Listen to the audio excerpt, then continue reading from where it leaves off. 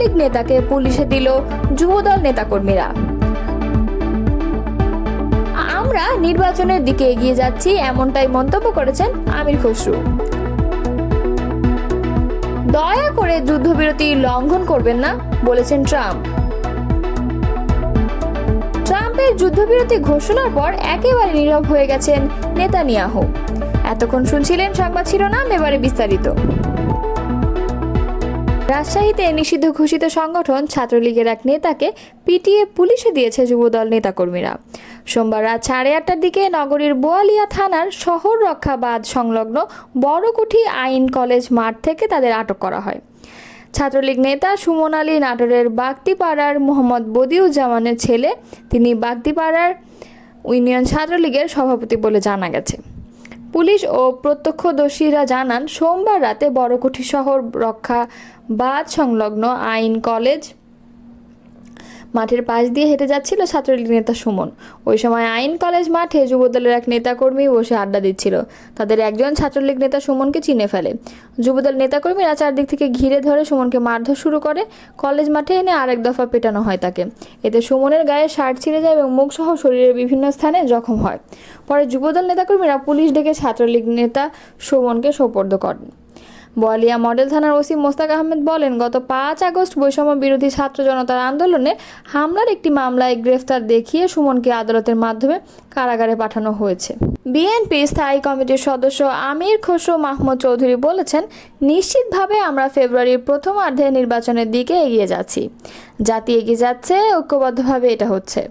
সোমবার রাজধানীর গুলশানে বিএনপি চেয়ারপারসনের রাজনৈতিক কার্যালয়ে লিয়াজু কমিটির বৈঠক শেষে তিনি এসব কথা বলেন। জাতীয় নির্বাচনের তারিখ ঘোষণা নিয়ে সাংবাদিকদের প্রশ্নের জবাবে আমির খসরু বলেন, যতবার নির্বাচন হয়েছে মনোনয়নের দাখিলের তারিখ, বাছাই করার তারিখ, নির্বাচনের দিনক্ষণ সবগুলোর একটা শিডিউল দেওয়া হয়। সেটা নির্বাচনের এত আগে কোনো সময় দেওয়া হয় না, এটি নির্বাচনের কাছাকাছি সময় দেওয়া হয়। সব নির্বাচনে কিন্তু একই অবস্থা, সুতরাং আমাদের ততটুকু অপেক্ষা করতে হবে। তবে নিশ্চিতভাবে ফেব্রুয়ারির প্রথমার্ধে নির্বাচনের দিকে আমরা সবাই এগিয়ে যাচ্ছি। তিনি বলেন, প্রধান উপদেষ্টা ও আমাদের ভারপ্রাপ্ত চেয়ারম্যানের মধ্যে লন্ডন বৈঠকে ফেব্রুয়ারির প্রথমার্ধে নির্বাচনের নিয়ে যে আলোচনা হয়েছে তা জনগণ অত্যন্ত ইতিবাচকভাবে নিয়েছে। বিএনপি স্থায়ী কমিটির সদস্য বলেন, জনগণের মধ্যে যে আশঙ্কা ছিল সেটা কেটে গেছে। সমস্ত জাতি এখন নির্বাচনী টানেলে প্রবেশ করেছে। আমরা সবাই নির্বাচনের দিকে এগিয়ে যাচ্ছি। গণতন্ত্র পুনরুদ্ধার ও তাকে প্রাতিষ্ঠানিক রূপ দেওয়া, জনগণের রাজনৈতিক, সাংবিধানিক, গণতান্ত্রিক অধিকার প্রতিষ্ঠিত করার জন্য একটি নতুন বাংলাদেশ গড়ার শপথ নিয়ে আমরা সবাই ঐক্যবদ্ধভাবে এগিয়ে যাচ্ছি।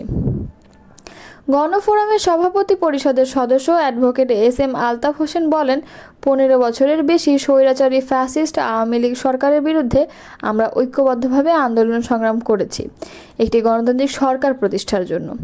সেই আন্দোলনের ধারাবাহিকতায় 5 আগস্ট ফ্যাসিস্ট সরকারের উৎখাত হয়েছে।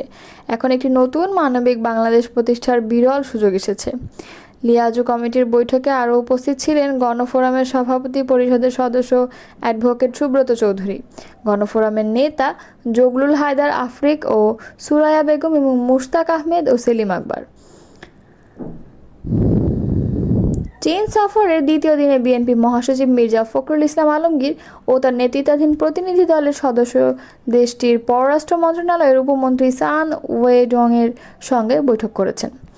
মঙ্গলবার বাংলাদেশ সময় সকাল তারা এই বৈঠক করেন। বিএনপি মিডিয়া সেলের সদস্য সাইরুল কবির খান জানান, মঙ্গলবার সকালে সৌহার্দ্যপূর্ণ পরিবেশে উভয় পক্ষের আলোচনা শুরু হয়।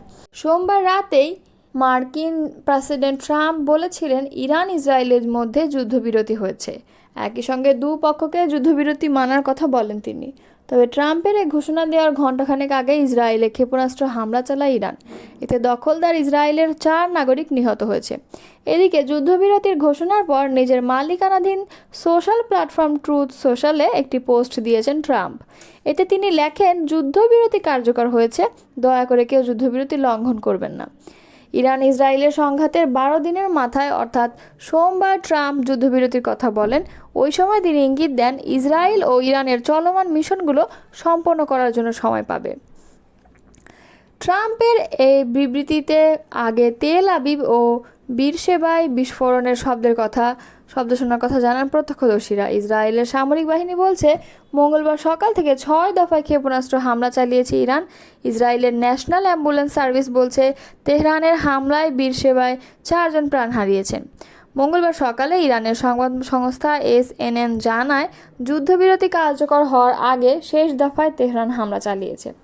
ইরানি সংবাদ মাধ্যমগুলো জানিয়েছে, ইসরায়েল সোমবার রাতভর ইরানের বিভিন্ন স্থানে হামলা চালিয়েছে। এতে ব্যাপক ক্ষয়ক্ষতির পাশাপাশি বেশ কয়েকজনের প্রাণহানি ঘটেছে। এমনকি হামলায় আরও একজন পরমাণু বিজ্ঞানীকে হত্যা করেছে ইসরায়েল। মূলত ইসরায়েলের ওই হামলার জবাবেই মঙ্গলবার সকালে ক্ষেপণাস্ত্র হামলা চালায় ইরান। এদিকে যুদ্ধবিরতি প্রসঙ্গে হোয়াইট হাউসের একজন ঊর্ধ্বতন কর্মকর্তা বলেন, ট্রাম্প ইসরায়েলি প্রধানমন্ত্রী বেনিয়ামিন নেতানিয়াহুর সঙ্গে ফোন আলাপ করেছেন। ওই ফোন আলাপে যুদ্ধবিরতির জন্য মধ্যস্থতা করেছিলেন মার্কিন প্রেসিডেন্ট। তখন ইসরায়েলি প্রধানমন্ত্রী বলেছেন, যতক্ষণ না পর্যন্ত ইরান আক্রমণ না চালাবে ততক্ষণ পর্যন্ত তারা যুদ্ধবিরতি মানবে। ইরানের এক ঊর্ধ্বতন কর্মকর্তাও যুদ্ধবিরতির বিষয়ে ইঙ্গিত দিয়েছেন। তবে ইরানের পররাষ্ট্রমন্ত্রী ইসরায়েলের হামলা বন্ধ না হওয়া পর্যন্ত কোনো যুদ্ধবিরতি হবে না বলে সাফ জানিয়ে দিয়েছেন। সোশ্যাল প্ল্যাটফর্ম এক্সে দেওয়া এক পোস্টে ইরানের পররাষ্ট্রমন্ত্রী আব্বাস আরগাচি লেখেন, আমাদের সামরিক অভিযান বন্ধের বিষয়ে চূড়ান্ত সিদ্ধান্ত পরে নেওয়া হবে। ইসরায়েল ও ইরান একটি সম্পূর্ণ ও সর্বাত্মক যুদ্ধবিরতিতে সম্মত হয়েছে বলে সামাজিক মাধ্যমে দেওয়া এক ঘোষণায় মার্কিন প্রেসিডেন্ট ডোনাল্ড ট্রাম্প জানিয়েছেন। তবে এখন পর্যন্ত ইসরায়েল বা ইরানের পক্ষ থেকে আনুষ্ঠানিকভাবে যুদ্ধবিরতির বিষয়টি নিশ্চিত করা হয়নি। এছাড়া ট্রাম্পের যুদ্ধবিরতি ঘোষণার পর থেকে একেবারে নীরব হয়ে গেছেন ইসরায়েলের প্রধানমন্ত্রী বেঞ্জামিন নেতানিয়াহু। মঙ্গলবার এ তথ্য জানিয়েছে সংবাদ মাধ্যম আল জাজিরা। সংবাদ মাধ্যমটি বলছে, ডোনাল্ড ট্রাম্প ইসরায়েল ও ইরানের মধ্যে যুদ্ধবিরতির ঘোষণা দেওয়ার পর বেশ কয়েক ঘন্টা পেরিয়ে গেলেও এ বিষয়ে কোনো মন্তব্য করেননি ইসরায়েলের প্রধানমন্ত্রী বেঞ্জামিন নেতানিয়াহু। ইসরায়েলি সংবাদ মাধ্যম জেরুজালেম পোস্টের খবরে বলা হয়েছে, সোমবার রাত গভীর পর্যন্ত নেতানিয়াহু নিরাপত্তা মন্ত্রিসভার এক বিশেষ বৈঠক করেন। ওই বৈঠকে তিনি মন্ত্রীদের বলেন, তারা যেন যুদ্ধবিরতি নিয়ে প্রকাশ্যে কোনো মন্তব্য না করে। অন্যদিকে ইরান জানিয়ে দিয়েছে, যদি ইসরায়েল তাদের উপর হামলা বন্ধ করে তাহলে ইরানও প্রতিশোধমূলক হামলা বন্ধ করবে। তবে যুদ্ধবিরতির ঘোষণার পরও ইসরায়েল লক্ষ্য করে একাধিক দফায় হামলা চালানো হয়েছে। ইরানের হামলা ইসরায়েলের বিয়ারশেবা শহরে এ পর্যন্ত অন্তত 3 জন নিহত হওয়ার খবর পাওয়া গেছে। এদিকে ইসরায়েলি কর্তৃপক্ষ এখনও আনুষ্ঠানিকভাবে যুদ্ধবিরতির ব্যাপারে কিছু জানায়নি বলে পরিস্থিতি এখনও অস্থির ও অনিশ্চিত বলেই মনে করা হচ্ছে। একই সঙ্গে ইরান যুদ্ধবিরতির শর্ত ভাঙায় তেহরানকে কঠোর জবাব দেওয়ার জন্য ইসরায়েলি সেনাবাহিনীকে নির্দেশ দিয়েছে তিনি। মঙ্গলবার এই তথ্য জানিয়েছে ব্রিটিশ সংবাদ মাধ্যম BBC। সংবাদ মাধ্যমটি বলছে, ইসরায়েল অভিযোগ করেছে যে ইরান যুদ্ধবিরতির শর্ত ভেঙেছে। দেশটির প্রতিরক্ষা মন্ত্রী ইসরায়েলের কাটজ এক বিবৃতিতে জানিয়েছেন, তিনি ইসরায়েলি সেনাবাহিনীকে নির্দেশ দিয়েছেন যুদ্ধবিরতি লঙ্ঘনের কঠোর জবাব দিতে এবং তেহরানের কেন্দ্রস্থলে অবস্থিত ইরানি সরকার ঘনিষ্ঠ লক্ষ্যে তীব্র হামলা চালাতে। অন্যদিকে ইসরায়েলি সেনাবাহিনী বলেছে, তারা ইরান থেকে উৎক্ষেপণ করা কতকগুলো ক্ষেপণাস্ত্র শনাক্ত করেছে। তারা বলছে, আকাশ প্রতিরক্ষা ব্যবস্থা হুমকি প্রতিহত করার জন্য কাজ করছে। সবাইকে আশ্রয়কেন্দ্রে যেতে এবং পরবর্তী নির্দেশ না দেওয়া পর্যন্ত সেখানে থাকতে বলেছে তারা।